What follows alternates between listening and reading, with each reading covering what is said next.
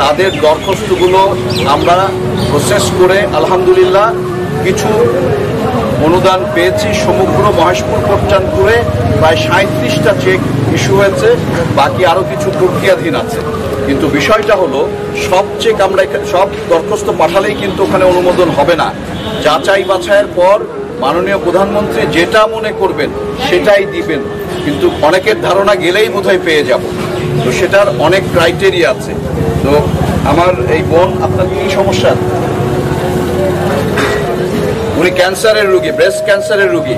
সেই জন্য মাননীয় প্রধানমন্ত্রী উনি অত্যন্ত সহানুভূতির সাথে তাকে 50,000 টাকার চিকিৎসার এই অনুদানটা দিয়েছেন।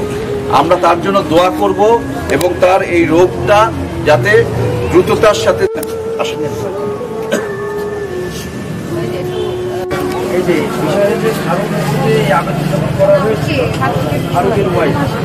কিন্তু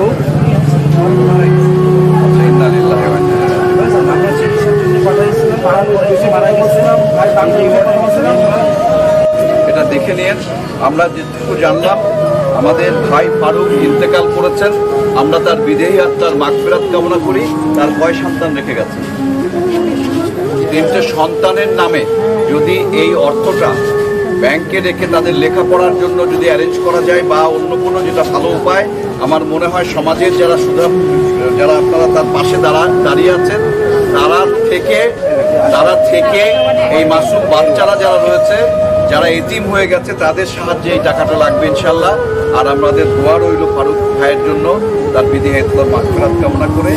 আর আমার বোনের জন্য দোয়া রইল, তিনি যেন তার সন্তানগুলোকে সঠিকভাবে মানুষ করতে পারে মাননীয় প্রধানমন্ত্রীর এই অনুদানটুকু নিয়ে। গরু কিনে দিচ্ছে।